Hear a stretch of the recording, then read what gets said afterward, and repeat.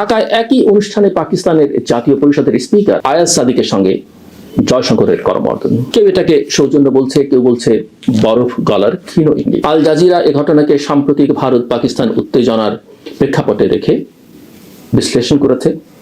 কিন্তু আমাদের জন্য আরো গুরুত্বপূর্ণ হলো ঢাকার মাটিতে এই করমর্দন দেখিয়ে দিল বাংলাদেশ এখন শুধু দুই দেশের মাঝে সেতু নয়, বরং কখনো কখনো দু দেশের প্রতীকী থিয়েটারও। আর থিয়েটার মানেই দর্শক আছে, ব্যাখ্যা থাকবে। এখানে দিল্লির আরেকটি বক্তব্য নজর এড়ায় না। জয়শঙ্কর চেন্নাইয়ে ভালো প্রতিবেশী খারাপ প্রতিবেশী ধারণার কথা বলেছেন এবং ইঙ্গিত দিয়েছেন যে প্রতিবেশিতার মানে কেবল সৌজন্য নয়, নিরাপত্তা, সন্ত্রাস, স্বার্থ এসবই এর কেন্দ্র। এই ভাষা দক্ষিণ এশিয়ায় নতুন নয়, কিন্তু বাংলাদেশের ক্ষেত্রে এর তাৎপর্য এখন অন্য জায়গায়। দিল্লি চাইছে নির্বাচনের দিকে এগিয়ে যাওয়া বাংলাদেশের সঙ্গে একটি পোস্ট পোল সম্পর্ক রেখা তৈরি করতে, এবং সেই রেখার প্রথম দাগ তারা শোক জ্ঞাপনের টেবিলে টেনে দিল। আপনাদের স্বাগত জানাই আমি আমার কথা শুনবার জন্য।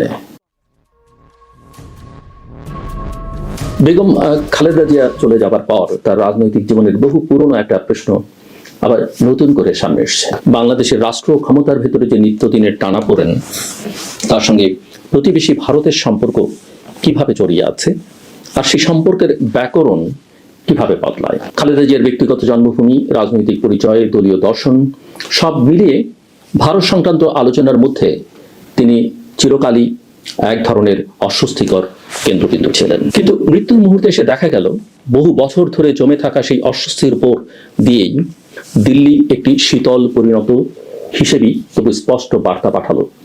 বাস্তব রাজনীতিতে অপরকে অস্বীকার করে কোনো প্রতিবেশ নীতি দীর্ঘস্থায়ী হয় না। এই বার্তাটা কেবল কথায় নয়, ঘটনার বিন্যাসী।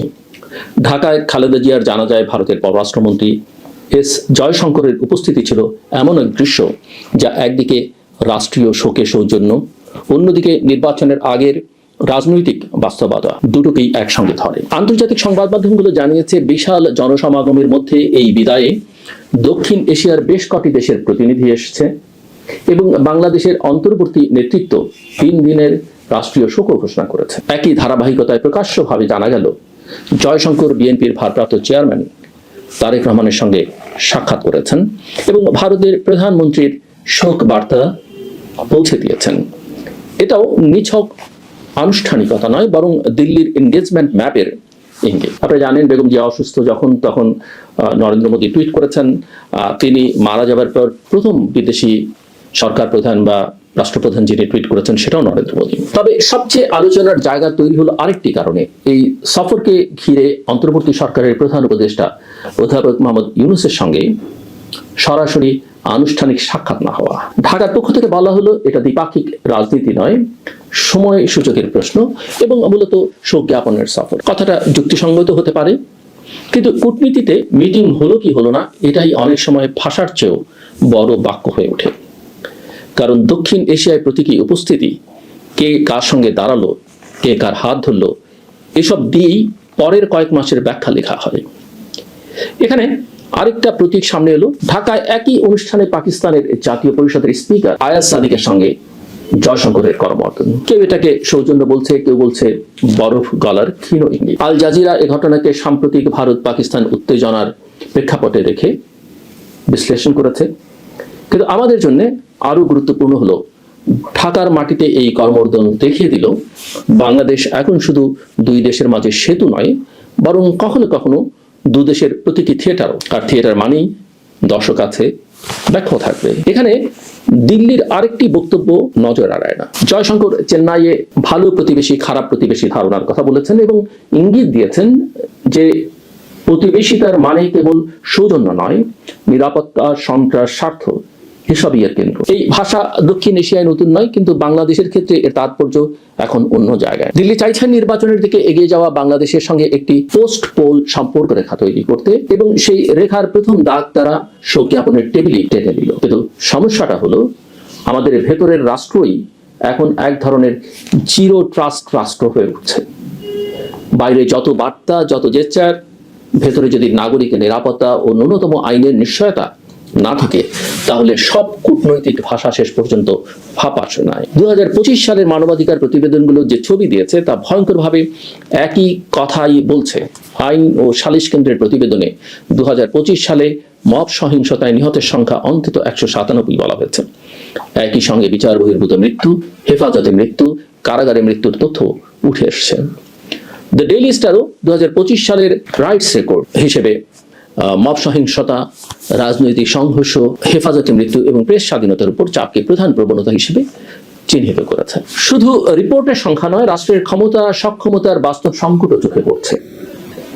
2024 সালের অভ্যুত্থান পরবর্তী সময়ে কারাগার থেকে পালিয়ে যাওয়া বন্দীদের একটা বড় অংশ এখনো ফেরারি। ঢাকার সংবাদ মাধ্যমে 700-র বেশি বন্দী পলাতক থাকার কথা এসছে এবং অস্ত্র উদ্ধারও অসম্পূর্ণ বলে উল্লেখ করেছে। রাষ্ট্র যদি নিজের কারাগারের তালা, নিজের অস্ত্রাগারের হিসাব, নিজের অপরাধী ব্যবস্থাপনা এই ন্যূনতম জায়গাতেই নিশ্চিত হতে না পারে, তাহলে নির্বাচন সামনে রেখে শৃঙ্খলা কেবল স্লোগান হয়ে যায়। আর তখন দেশ আরো সহজে গুজব রাজনীতি, মব রাজনীতি এবং উত্তেজনা উৎপাদনকারী নানা গ্রুপের হাতে বন্দী হতে থাকে। এখানেই খালেদা জিয়ার শেষ বিদায়ের ঘটনাগুলো আমাদের জন্য বড় আয়না।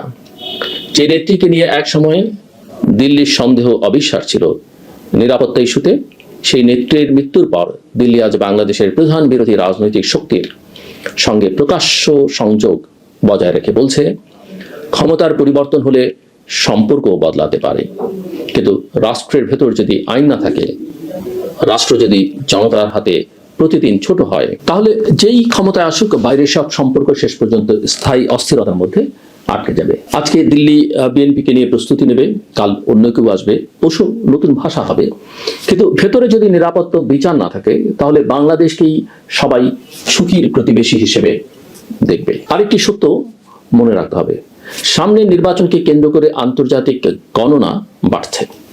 রয়টার্স জানিয়েছে, ফেব্রুয়ারি 2026-এর নির্বাচনের প্রেক্ষাপটে জামায়াতে ইসলামের মতো দলগুলো নানা সমীকরণ নিয়ে কথা বলছে। এই সমীকরণে ভারত, পাকিস্তান, চীন, পশ্চিম সবাই নিজের নিজের সুবিধা মতো ভাষা খুঁজবে, কিন্তু বাংলাদেশের নাগরিকের জন্য মূল প্রশ্ন থাকবে একটাই, রাষ্ট্র কি তাকে বাঁচাবে নাকি রাষ্ট্র নিজেই তাকে ঝুঁকির মুখে ঠেলে দেবে? বেগম খালেদা জিয়ার রাজনৈতিক জীবন আমাদের শেখায়, ক্ষমতা বদলায়, প্রতিহিংসা জমে, আবার প্রতিহিংসার বিরুদ্ধে প্রতিক্রিয়া জন্মায়। এই চক্রই আমাদের রাজনীতির সবচেয়ে পুরনো ব্যাধি। আজ তার বিদায়ে যে আঞ্চলিক উপস্থিতি, কূটনৈতিক ইঙ্গিত আর ভেতরের নিরাপত্তাহীনতার বাস্তবতা সব একসঙ্গে দেখা গেল, তার মর্মার্থ খুব সোজা। বাংলাদেশকে সত্যিই নতুন বাংলাদেশ হতে হলে বিদেশের জেচ্চার দিয়ে নয়, দেশের ভেতরে আইনের শাসন, পুলিশের সক্ষমতা, বিচার ব্যবস্থার বিশ্বাসযোগ্যতা আর রাজনৈতিক শক্তিগুলোর সহনশীলতা দিয়েই শুরু করতে হবে।